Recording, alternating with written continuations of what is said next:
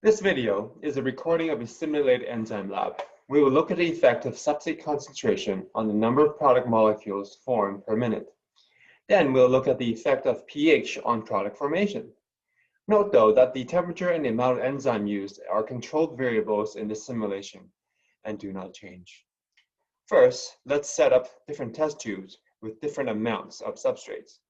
In test tube 1, we put in 5 grams, test tube 2, 1 gram, test tube 3, 2 grams, test tube 4, 4 grams, and test tube 5, 8 grams.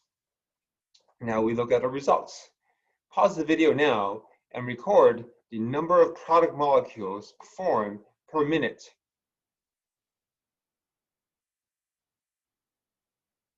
Okay, let's reset the experiment and change the pH.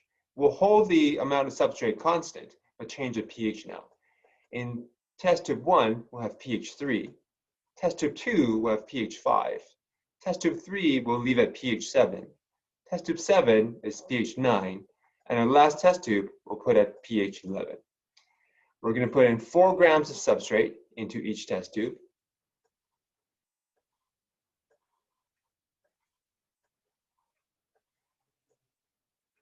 And now we'll look at the results.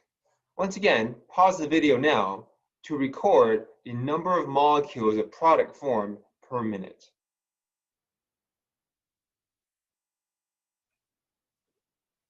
Lastly, complete the rest of the questions in your lab.